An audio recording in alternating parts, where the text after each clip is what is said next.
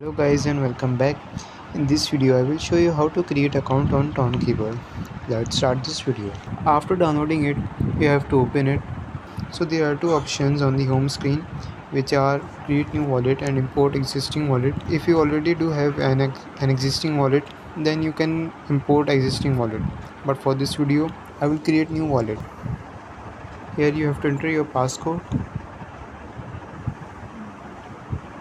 You can enable notification so that you can receive any notification about the tokens, NFTs, etc.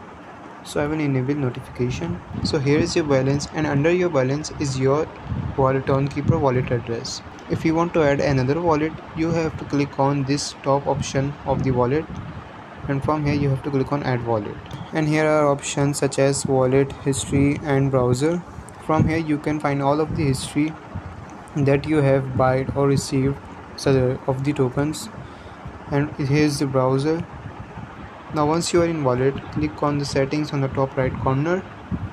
You can also backup TonKeeper data. Just have to click on backup. Now click on backup manually and then click on continue. I hope you understand this video. If so, please consider liking this video and subscribe this channel.